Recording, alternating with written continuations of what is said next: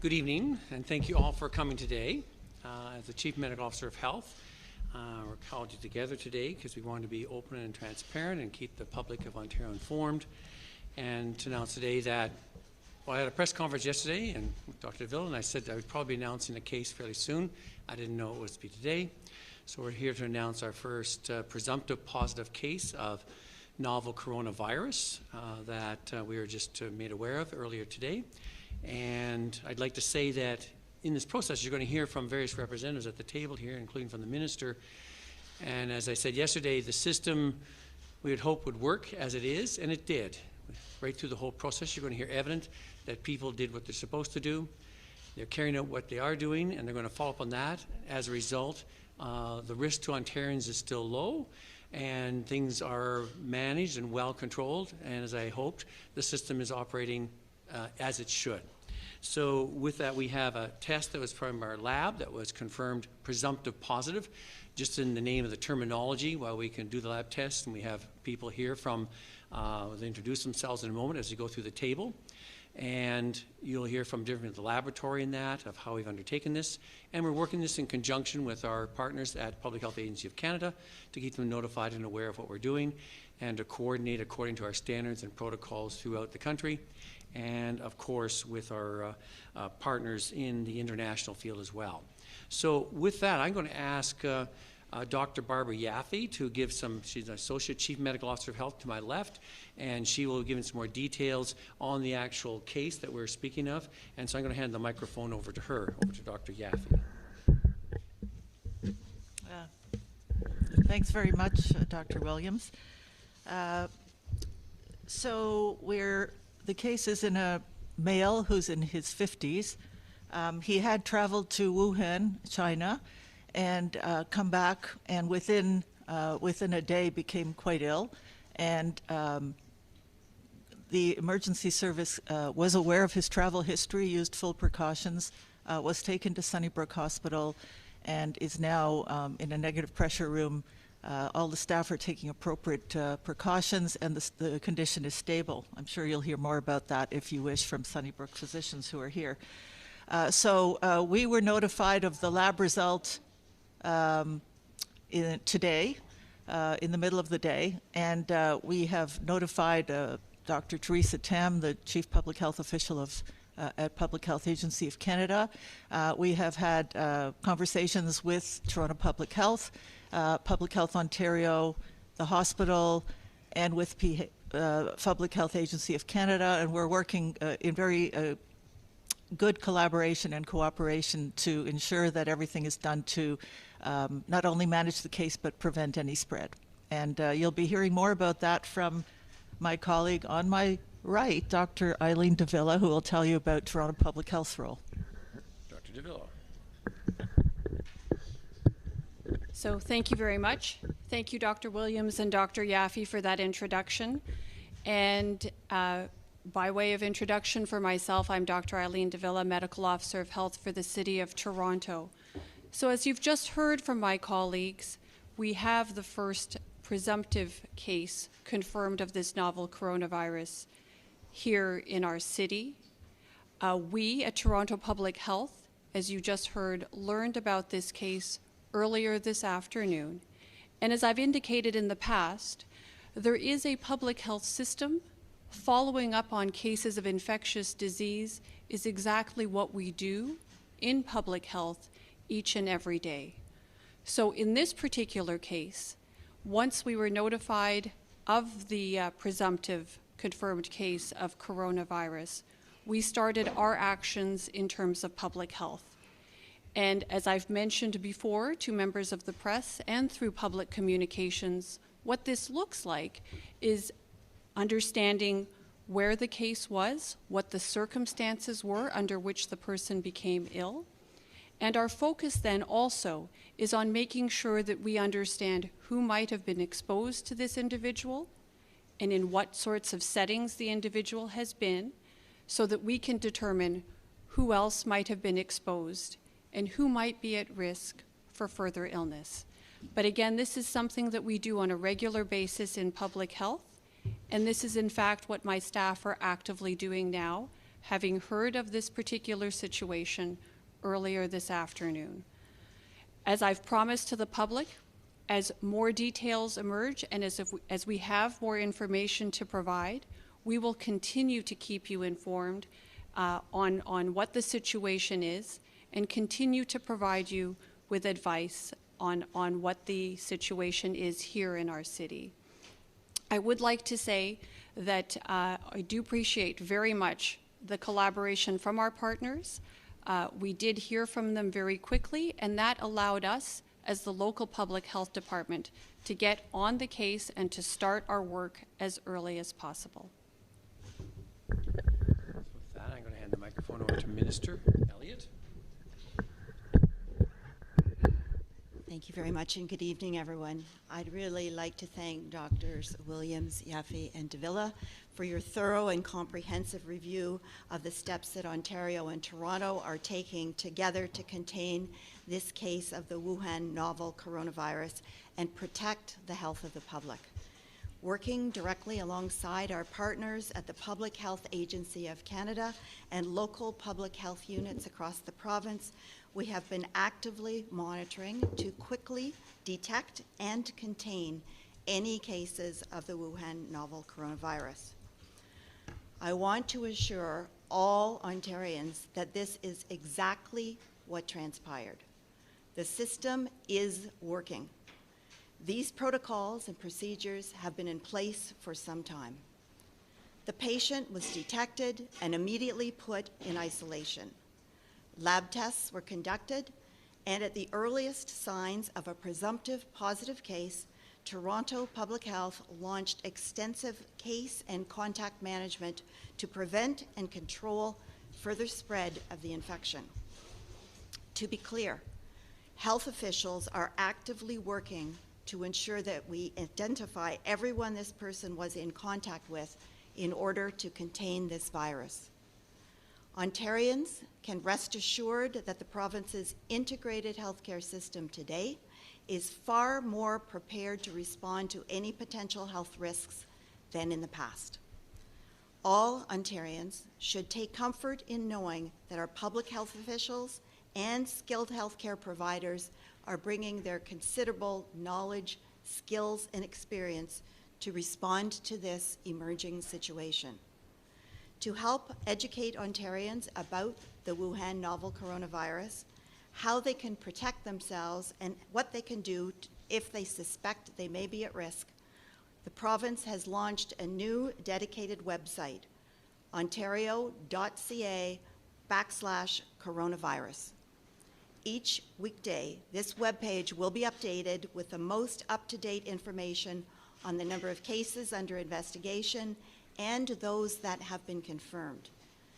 I have no doubt that increased information will help Ontarians protect themselves as this issue emerges. As it does, we will continue to diligently monitor this issue to ensure that Ontario remains prepared to identify, contain, and treat any additional cases of this virus. Our top priority will always remain safeguarding patients, the public, and providers. The changes announced today and the steps that are being taken today support our commitment to protecting Ontarians. So thank you very much, and we would be pleased to take any questions that you may have. How exactly does this person identify themselves in the I'm sorry, can you hear the rest of the Yes, please.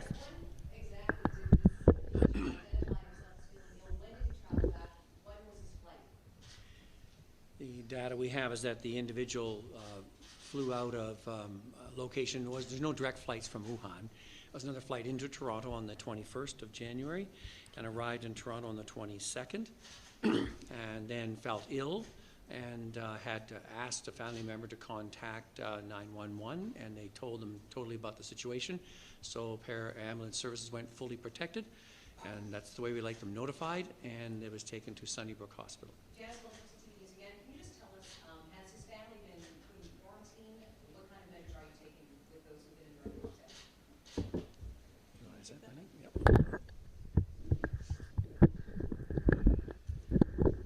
So as mentioned earlier, when we get notified of a case, we begin the entire process of what we call in public health case and contact management.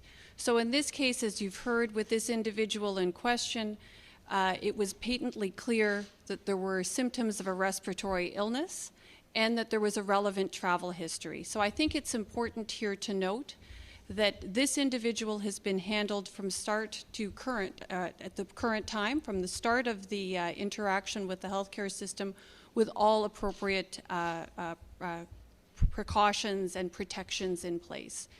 As a result with that, I'm going to just continue on.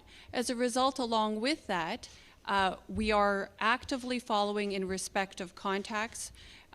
This relatively small family situation here, we feel that we've got this well managed at this point in the game. We know who the contacts are that are closest, making sure that they're aware of what they should be doing should they find themselves in a situation that requires medical attention. How can you be sure exactly how many people he's been in contact with? We don't know what part of the city he's in. We don't know if he's been to a school, a community center, a mall. What can you tell us about this individual, where they are, and where they have been? So what I can tell you right now is that our staff are actively doing their contact tracing and follow-up activities as they do with every single communicable disease case. So that is exactly the job of public health. And at this stage of the game, my staff are working on it right now.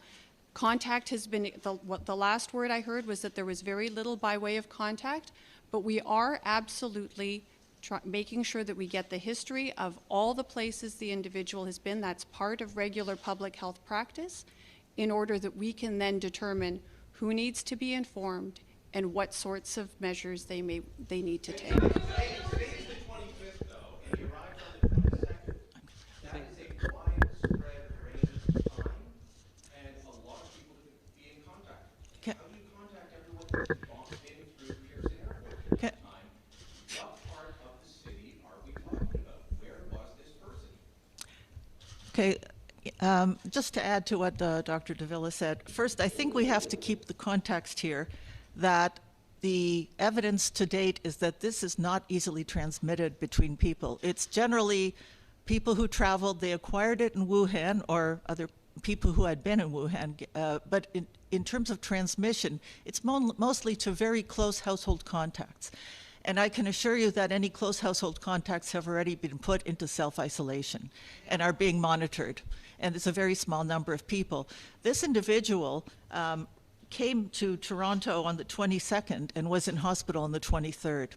So, I mean, Toronto Public Health is again re-interviewing the individual, but our knowledge is that he really wasn't in Toronto very long. He wasn't feeling well. I think he was at home, and the people who live with him are in self-isolation. Dr. Williams, this isn't, can you confirm this is the first case? This is the first case in Canada, and how significant is that? We had discussion with the Public Health Agency of Canada, and this is the first presumptive confirmed case. As I said before, their protocol is that our tests, and we have Dr. Donnelly here from the agency as well, that our tests, while we're convinced they do demonstrate positivity, there's confirmation of the National Medical Laboratory in Winnipeg, and once that's done, then it is a fully confirmed case. We're pretty well 95% sure it is, and there's no other cases yet, so this would be, as far as Dr. Theresa Tam is concerned, the first case reported in Canada, presumed positive. And how significant is that? Are we expected to tell us what flight he was on? When he was coming from that, are we expected to see more? I would not be surprised. As I said at the press conference yesterday, we've been waiting for our first case, and I would think with the amount of flow and traffic and stuff, we may see some others. And so this doesn't mean we sit back. We get more vigilant in our approach and monitoring with our full system. So I would be very surprised if this is our last case, but we have to wait to see. What flight was he on the 22nd? Can you tell us that? Was it from Hong Kong? Was it from Beijing? Where was it? I think we have to wait until we get confirmation through Toronto Public Health with all the details, respecting some of the investigation at this time. And we are discussing things with authorities just to make sure we're fully up to speed on all those details. Because the transmission period, obviously, they said it can take up to 2 weeks, 2 days to 2 weeks for someone to get sick. So obviously, he would have been contagious while he was on the plane. So don't we think the people who were on the plane with him Let me correct that. The information we received that people, if they're asymptomatic, are deemed not to be. Once you develop symptoms, you can be contagious, they believe, to up to a 2-week period.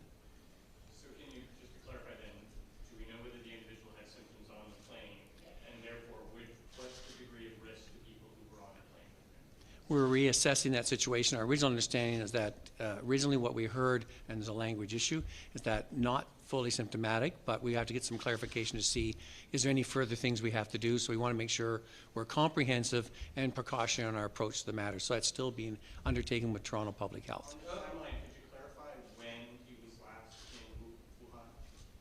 in Wuhan? We don't know that per se. It would have been in the 14-day period that we have for our travel advisory in there. That he, of course, there was no direct flight from Wuhan into Toronto. So transit time, that we're going to get those details as they become clear time. But we're convinced it's within the quarantine or the period of concern of having got it from someone else perhaps, and so therefore he would fit the travel definition of a case. So, but we're talking about someone who was left China on the 21st, arrived in Canada on the 22nd, was in hospital on the 23rd, and was on a plane with hundreds of people that also arrived in Toronto on that day. What else can you tell us about his travels, ones inside Canada or the people that were on that plane? Have you been able to contact them in this time, or are you just starting that process now? Well, I'll have Dr. DeVille add some more details, but the process is one that has undertaken. It's ongoing, and it does take time to be thorough because you want to make sure you have all the details correct. I'll let Dr. DeVille add a few more comments. Absolutely. So I appreciate your question. As you've just heard, though, we got lab confirmation or presumptive laboratory confirmation earlier this afternoon.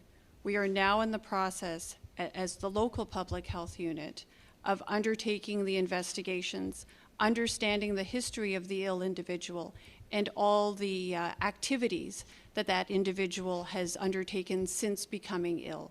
At this stage of the game, I have very early information. My staff have been working on it this afternoon, and I anticipate that as I have an opportunity to go back and speak with them, we'll have further details. But we wanted to make sure that you had information at this point.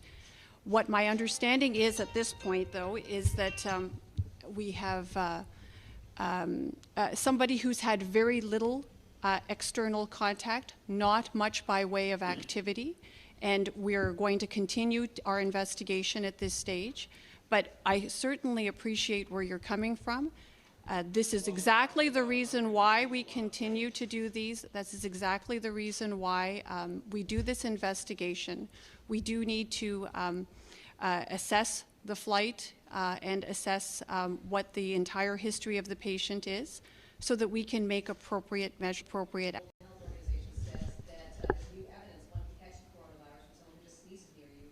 At first you thought it was always transmitted through close contact, like hugging, kissing, or sharing utensils. As you said, it's people who are in close proximity. But if someone's sneezing on a plane and it's recirculated air, what danger are the people who are on that plane facing? And we'd also like to know what plane this was. From a large number of media that were questioning people coming off flights in China and Hong Kong on Wednesday, so we'd like to know what flight this was.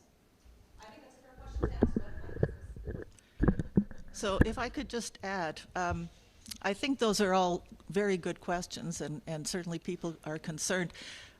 With respiratory infections, if this person was symptomatic and infectious during the flights, and that is something we're still ascertaining, the protocol is to work with the federal government, and I have talked to Dr. Theresa Tam at the Public Health Agency about this already, getting the flight information up to them through to get to the manifest, and usually to identify people who are within 3 rows of the person who's infectious, because they would be at risk potentially. We've just found out about this afternoon. We do have some preliminary information, but we don't have enough information yet to share. Can you tell us what city they came from? I mean, it seems odd that you wouldn't be able to tell us much. It seems like you're actually holding back information. Well, I know it's all new to you as well, but it's not new. about it like with hundreds of people Yeah. arriving in Toronto with a virus that is killing people. You understand why people will be apprehensive. What we do know is he took a flight from Wuhan to Guangzhou, Guangzhou to Toronto. the details are still forthcoming. So what is the message to the public at this early stage in terms of, being aware of symptoms? How do people know whether they have come into contact with this? We would certainly encourage people to check the website that has just been established, ontario.ca/coronavirus. That will contain information about the symptoms that may be indicative of the coronavirus. And we encourage people to come forward. This person in question self-identified and came forward. And we also encourage people to take normal precautions, making sure you wash your hands often, coughing into your elbow, just all the normal things that you should do to prevent transmission of any kind of virus. But the other message that I would like to give to all Ontarians is that we are working all systems of government, municipal, provincial, and federal. We are all working together. We are all communicating. I have had a call. Yesterday I had a call with provincial and territorial ministers, with Minister Haidu. I just spoke with her again. We are collaborating, we are working in cooperation, and we are doing everything that we can at the various levels responsible to make sure that we protect all Ontarians and all Canadians. Have you had any other people self-reporting who are on that same flight, whether it be with symptoms or just, informing you that they're on the flight and they have concerns? No, we've had no reports. We are continuing to get people under investigation in that, and are getting tested, and so far all ruled out except for this one case. And you can't, I know you said you're retracing steps, but you aren't able to say how the patient got from the airport to his home, whether it was public transit, in a personal car, in a taxi, anything like that? All to be determined and finalized. Dr. Smith, can you just expand on how Sunnybrook has handled the case, how the patient is doing, how many staff have been in touch with this patient? So I'm going to answer your question sort of in the general and make a couple of points, and then I'm going to pass to my colleague, Dr. Leese, who's the expert, who's the head of our infection prevention and control department at Sunnybrook. But what I want to echo the messages that my colleagues have brought forward, but in addition to say, obviously, at the hospital level, our job is to make sure we take the best care of the patient, and we're doing that presently. It's also to make sure that we continue to be prepared to take care of the populace of the city and beyond, together with our partners. And it's been stated, but let me emphasize, the degree to which we have learned from past events such as SARS, for example, is tremendous. So the degree to which we see an increase in the sophistication with how infection prevention and control measures are taken both in the emergency department, indeed even before, for example, with our paramedic colleagues, and then into the hospital. I'm very, very pleased and proud to see how that's worked extremely smoothly, and we need to, together with our partners across the health system, who are already, as you heard the minister say, increasingly integrated and connected. We are certainly will be working together on that. And the third point I want to make before I pass to my colleague, Dr. Leese, is in all of this underscore just how important it is to take care of the patient and the populace, but also our healthcare teams. So certainly at the top of my mind is making absolutely certain that we are empowering and making sure that our healthcare teams, which are so critical to be able to not only take care of patients but be protected themselves, are done. So those are the three things that are top of mind for me. And maybe I'll pass the microphone to my colleague, and he can give a little bit of sort of more general information about the care of the patient.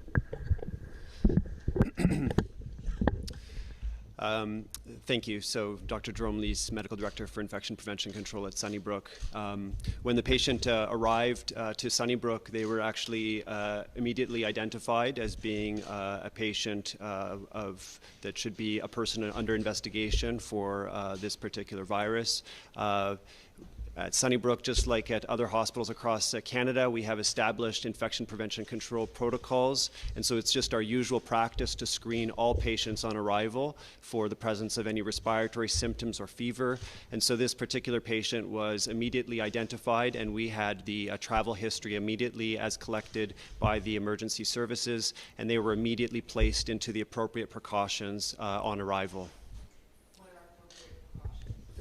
So we've instituted the appropriate precautions for in acute care hospitals as recommended by public health as well as provincial guidance as well, which includes the use of personal protective equipment and a negative pressure room for air circulation. And that's where we've been caring for this patient since their arrival. Can you talk to us about the proportion of patients who are infected with this that die, to the best of your knowledge, and what the transmissibility of this is? So I first want to emphasize that we are still learning about this particular virus, and so some of those questions are difficult to answer at this time. I can tell you that from the literature that is rapidly coming out in terms of this virus, and we've learned an incredible amount in the past month, in the healthcare settings where healthcare workers have managed these cases, the risk of death has been in the range of around 10%. But I think we need to be careful with those numbers because in Canada, we have established protocols.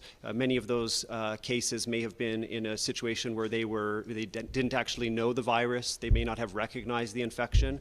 In this specific instance, we identified that they might be at risk immediately and have placed them into the appropriate precautions. We're providing supportive management, and currently the patient is stable. In terms of the issue of, sorry, go ahead, I lost my. What about the paramedics that treated this individual? Have they been placed in self-incubation, or is there any extra precautions that they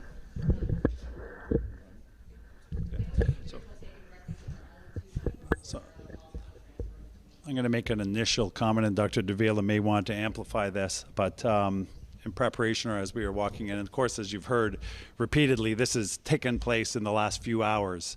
But of course, we've begun talking with our partners leading up to this conference right now. So it was very reassuring to hear when speaking to the head of Toronto Paramedic Services, just to reconfirm that from the moment they were alerted to the nature of the patient they're picking up, the paramedics, who are the very first responders, took all the same type of high-level precautions, the type of things that we've learned and are so much better than we were 17 years ago.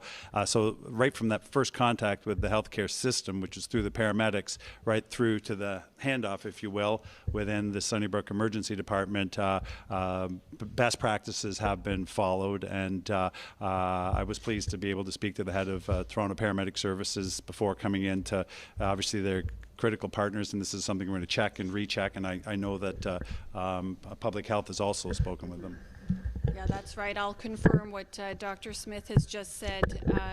You know, we are still in the early hours of having learned of this particular situation. However, I have also had the opportunity to confirm with our paramedics partners that all the appropriate precautions were used as they transported the patient to hospital, and it was a direct transport.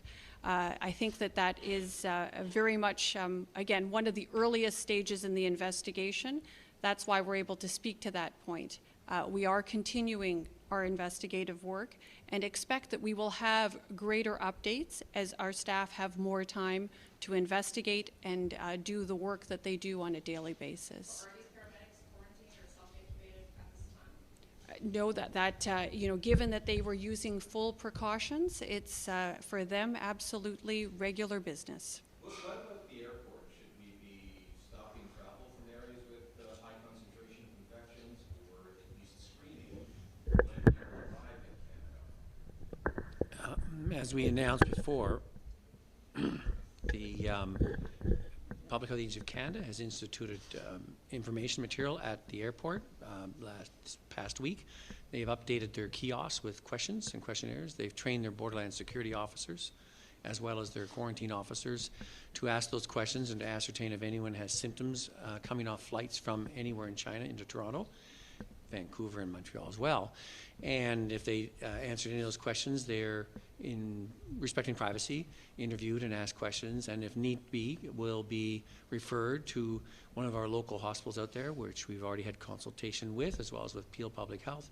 So we have that all set in place to screen those passengers coming in from anywhere in China, as well as from flight crew information, say there's a client or a patient, actually passenger, who was not well on the flight. They would report that. You have to remember, in China, the government has stopped all movement in and out of the Hubei province, which is not only Wuhan, but the surrounding ones of a 20 million population, limited all transport in and out. So these are fairly stringent steps undertaken by the Chinese government. They have been screening anyone getting on flights, leaving Wuhan and traveling that for the week prior.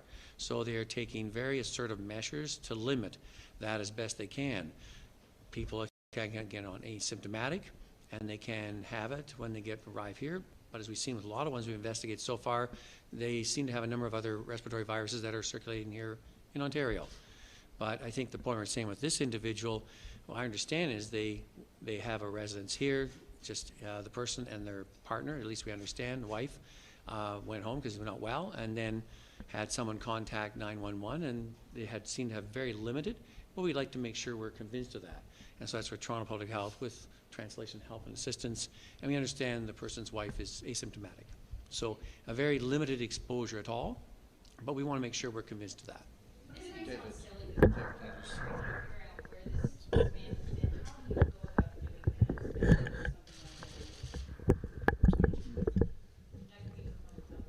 Sorry, could you repeat that question?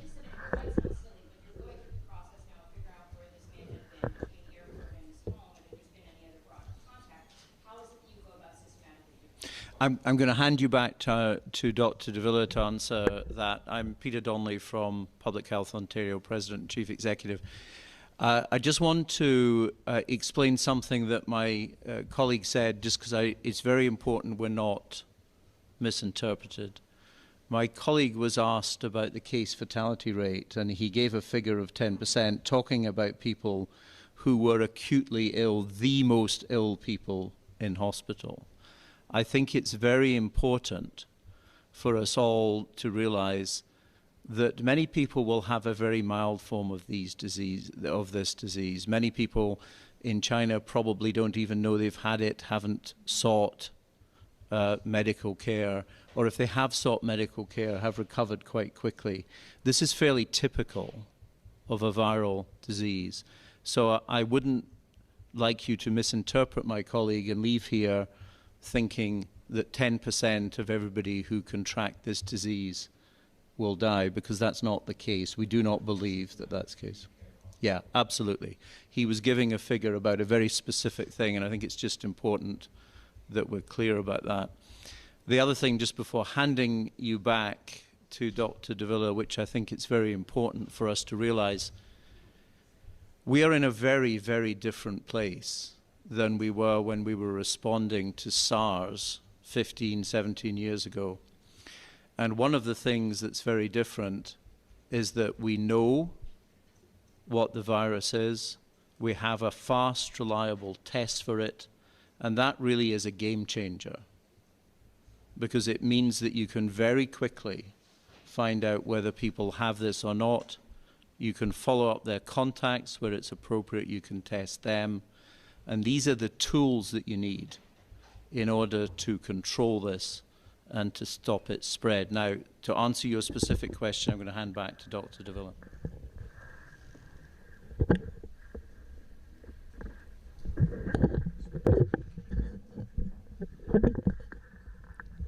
So the question was with respect to how we investigate, how we find out. And in fact, it is through talking with the ill individual and those who are in close contact with that ill individual, often family members, people who were with them, to understand what the history is. It's as simple as that. It's conversation, and it's a very thorough assessment process to understand, now that we know what the disease is, what are the relevant time features, what's the time period that we're looking at, and we go carefully over the history with the individual and those in their close immediate family to understand what they, where they've been, who they might have been with, and what different settings are, so we can then determine who next do we need to follow up with.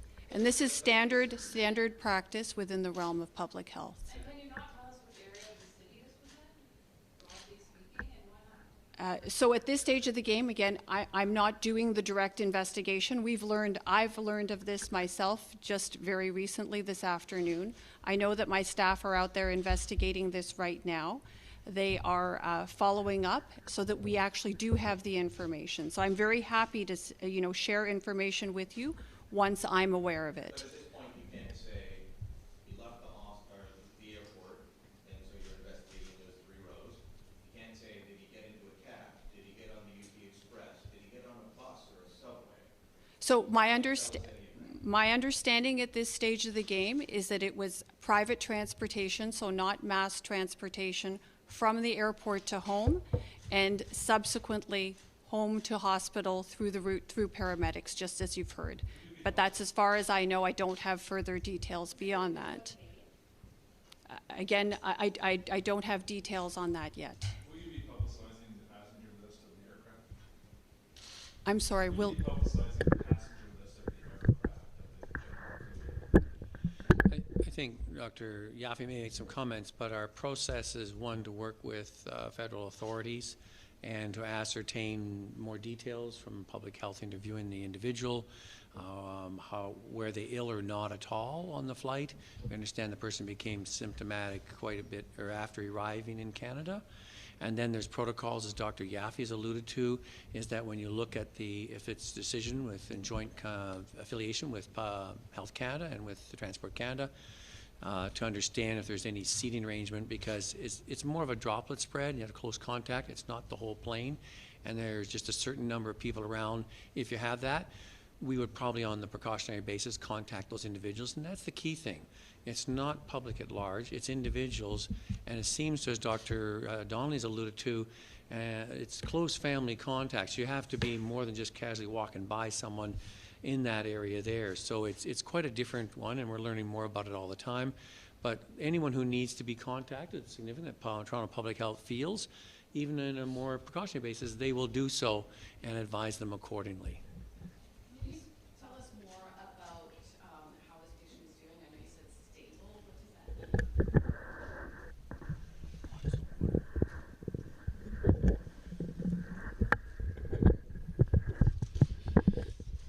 I want to just reiterate the point that Dr. Donnelly made, which is that there's probably a lot of milder forms of this particular infection than what have been reported.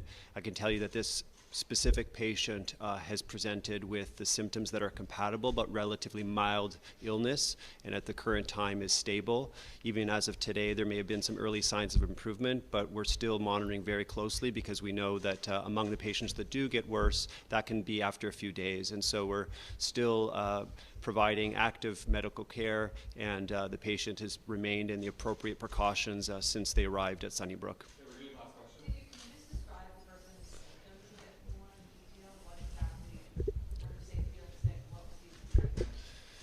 So the main symptoms that are part of the case definition are respiratory symptoms like cough and also fever, and those would be the symptoms that we are screening all patients for when they arrive at a hospital.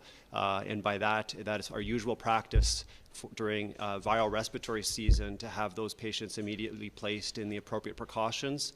And then we also elicit the travel history on every patient on presentation throughout our organization, and that allows us to identify patients who potentially could be at risk, and they are placed under investigation in the appropriate precautions in that case, and that's what happened in this instance. We know from the literature that is emerging and what we've learned about this virus over the last month that there can be some other symptoms, but those are the primary symptoms. I'm asking about this specific patient. That's what I can tell you for now, and that their symptoms are fairly mild and they're in stable condition. And a basic one, presumptive positive, what does that mean?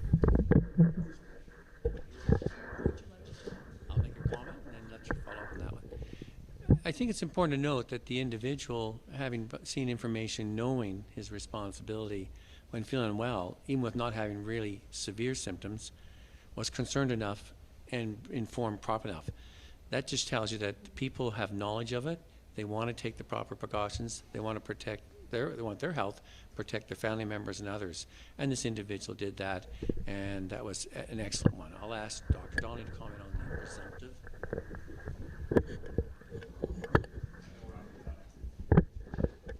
Yeah, I appreciate that the terminology probably sounds a bit complicated.